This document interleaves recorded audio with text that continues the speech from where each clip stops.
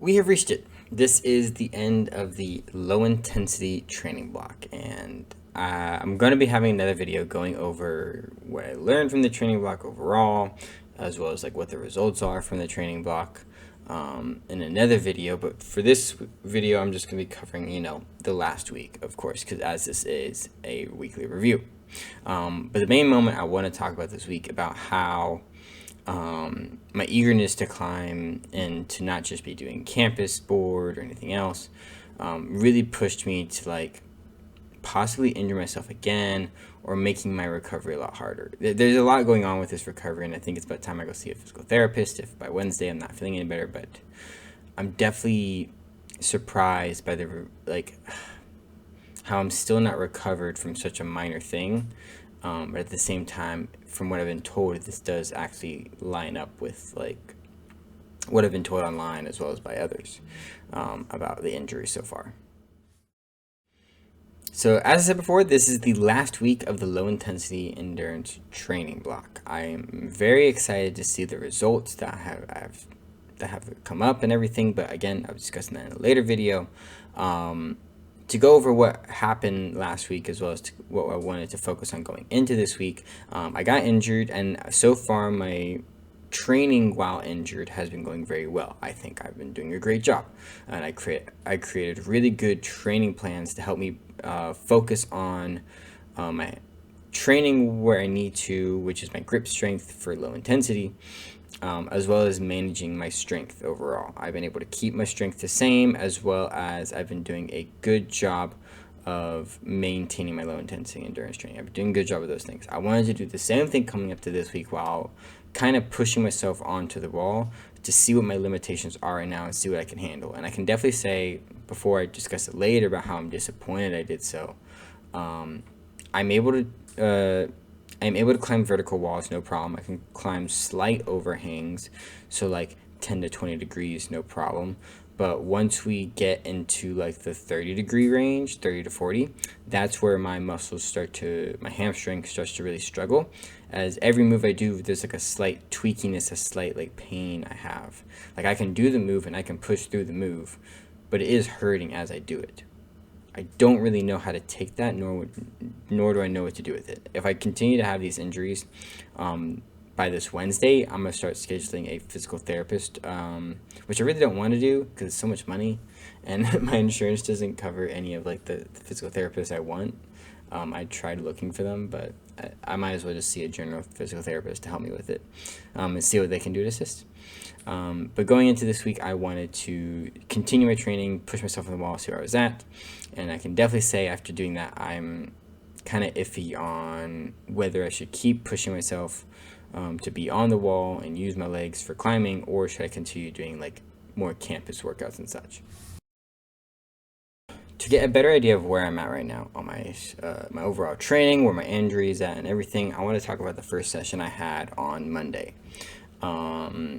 I do want to preface first that I didn't have a lot of sessions this week because I was so worried about my injury, as well as how much time I had for everything. So I think in the end, I actually had a pretty sized amount. I had 4 sessions, but I definitely cut off the 5th session because I just wanted to focus on resting my hamstring and everything, especially with the 12 hours of movement misery coming up. But with that being prefaced and specifying that, my session on Monday is really where I started to test myself. I did some basic like endurance. No, actually, I did some power training on the campus board where I don't really have to use my legs, nor you have to do anything with my legs. It's all campus board, so it's just how much can you generate in a pull-up to get as high as you can, and then once you're in an awkward offset pull-up, how much can you generate there for the next move. That's generally what I did. I'm going to have videos playing of that over this video and everything, so you can see more specifically. I did my power training, so I did campus board, I did offset pull-ups, I did some lock-off training as well. I don't think I recorded that though. It's not much. I'm just holding that for like 8 seconds. And that went great. Overall, I think I did pretty well. But then I started to test out on the wall where I was at when bouldering. Honestly, I don't think it was the best idea. I think if I wanted to test myself out, I should have done more auto belay. or maybe just top rope, ask one of my buddies. But overall, I decided to go with bouldering because it's the simplest thing to try and everything. But the problem with bouldering is that bouldering is very intense moves in a short amount of time, which is actually why most injuries happen on the bouldering wall, is because they're very intense moves. Luckily, I didn't push myself too hard. I went only up to like V6s, which I'm like a V8 climber now, and I've sent one V9, so I think that's pretty good general range. I was pretty satisfied with that. I could push myself to V6 without being hurt or without being injured. But then I came across this one route. I'm going to have that one displayed now because I actually did get a video of this one. It was my attempt at the V7. The V7 route really hurt me, and really told me that, yes, you cannot climb right now, and you cannot climb intense routes because you're injured still, because the move itself had a right heel hook, which hurt my hamstrings because apparently I can't heel hook when facing to the right. It did tell me more about like where my hamstring injury is and where like specifically it's injured. It's injured on the side at the very top of the hamstring, so the right side. So I can't really do hard. That's why like I can't do overhang routes, because overhang really prioritizes you to push your hips into the wall. The more overhang you get, the more you have to push your core, use your core and use your hamstrings and everything down, lower body, I guess is the best way to word it, to push your hips towards the wall. Doing that, it hurts my body. That's why like I also tried to do overhang training on, what was it, Saturday. I tried to do overhang training on the lead wall on Saturday, hoping that because the holds are just so good that it won't hurt my hamstring. But no, even if with like I did a V0 on overhang, it hurts apparently, just because I have to push my hips to the wall, which is very unfortunate. It really sucks for me because I was hoping I would be a lot better by now, but obviously we're not, and I'm just gonna have to take what I learned from this and just continue to wait it out, but still engaging it so that my body knows, hey, we need this muscle, can we please recover it? So not injuring it again, but more of just making my body recognize I need this limb. So with discussing the injury I had on Monday, I want to discuss next about the session I had on Saturday. On Saturday, I had a really poor session that really made me realize like how I should be treating low intensity endurance training more, as it's both a good thing and a bad thing to force yourself to repeat moves on a very difficult route, as you get better at them over time, but at the same time it's just training a certain type of endurance.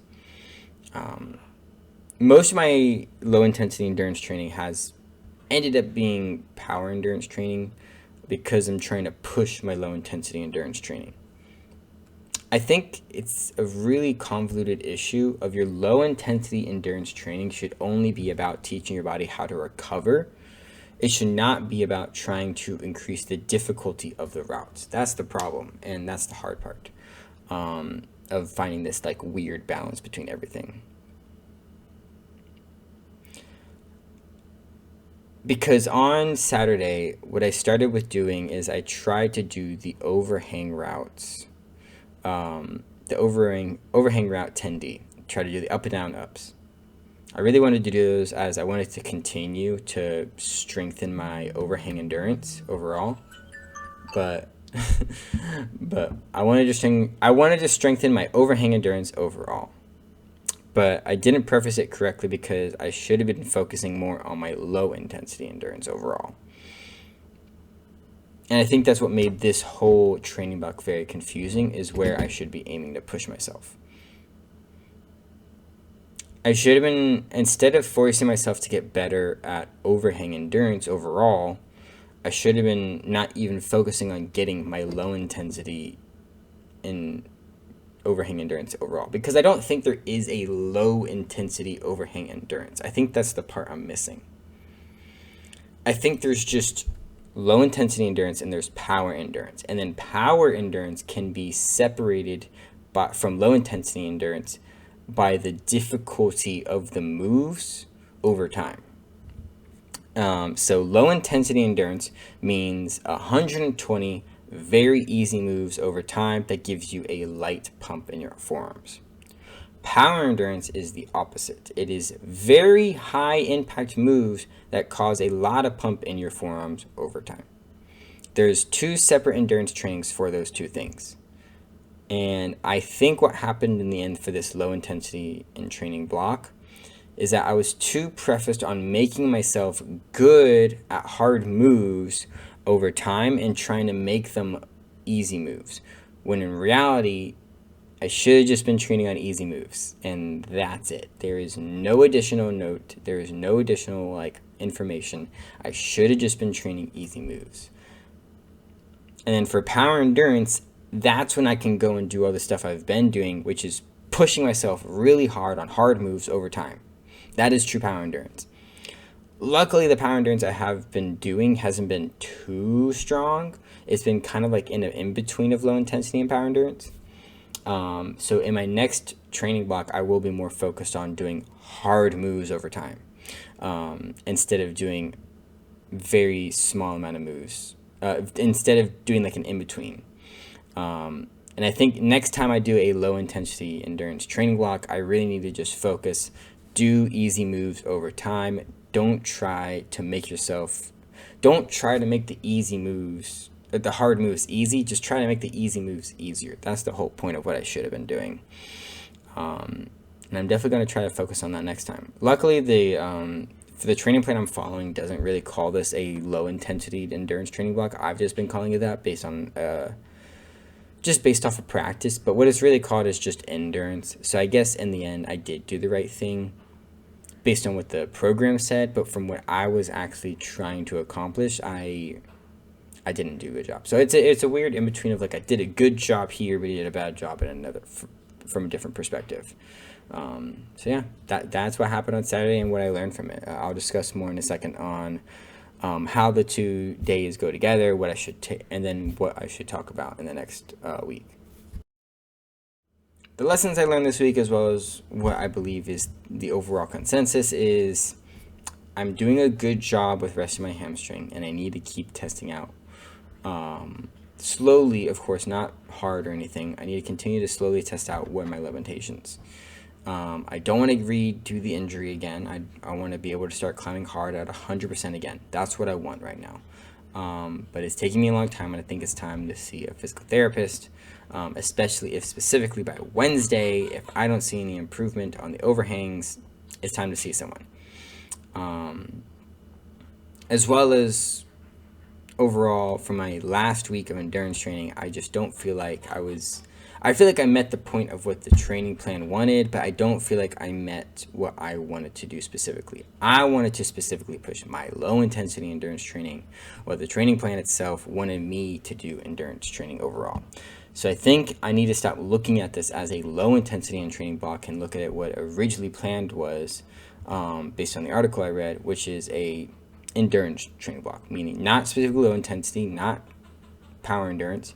It's just a endurance training block, and I need to look at it from that perspective again and say, you know what, you did the right thing, because this isn't supposed to be a low intensity training block. Again, it's an endurance training block, so it's kind of like in the middle between low intensity and power endurance, and I think I did a good job overall there. Since it's the last week, I don't really have any follow-up. So I can't really take anything I learned from this week into the next week, as I'm not going to be doing any training in the next week. So today is Monday, and I'm going to be doing my last day of not really even training, just climbing today on Monday. And then for the rest of the week, I'm going to be just going to be resting. And then on Saturday, I'm going to participate in the event of 12 hours of movement misery, as long as I can find somebody to sign up with. Everybody really either doesn't want to do it or already has a partner. So hopefully I can find someone to join me with that, because I really want the t-shirt. It looks really cool. But other than that, I'm just going to be resting. And then after that, hopefully by by Monday next week, I will have another video out called the training block. It won't be a weekly review. I will have nothing to review that week because I'm not climbing. I guess I could review the movement misery if you want, but I don't think that matters. So I'm going to be going over the training block overall for the next 6 weeks. That's going to be labeled power endurance, and I'll go over what I need to do, what I learned from this week that I could carry on to this week, and so on, as well as a good overall wrap-up review. So see y'all next week, and we'll see what the next training plan is.